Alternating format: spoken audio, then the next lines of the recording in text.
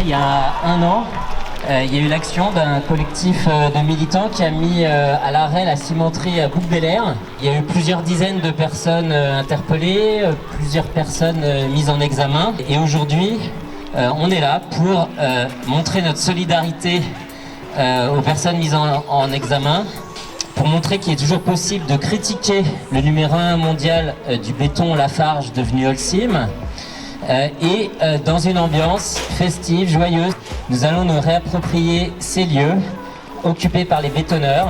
À Gonesse, Saclay, Aubervilliers, Saint-Denis, Montreuil, Achères, Roissy, Valbréon, Austerlitz, Boulogne, Gennevilliers, Argenteuil, sur les berges de Seine, des habitants et des habitantes se lèvent pour stopper la destruction des terres agricoles, des jardins, des forêts, des rives, des friches et des espaces communs, menacés par une double chape de béton et de propagande.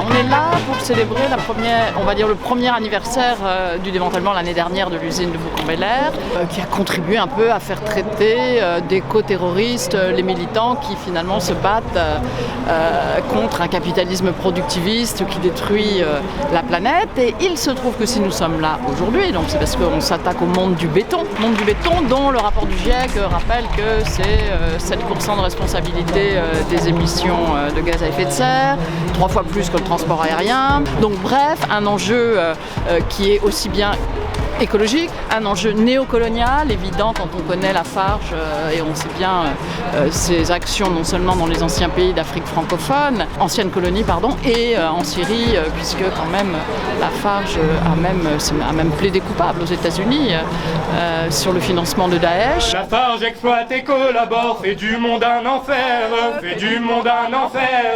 Lafarge exploite et collabore, fait du monde un enfer, fait du monde un enfer. Lafarge nous traite de terroristes, mais alors on ne comprend pas, mais alors on ne comprend pas. Lafarge nous traite de terroristes, mais alors on ne comprend pas, mais alors on ne comprend pas. Lafarge aime les terroristes, pourquoi ils nous financent pas, pourquoi ils nous financent pas. Promouvoir la croissance économique et en même temps la transition écologique est un des avatars d'un greenwashing puissant que nous sommes ici pour dénoncer.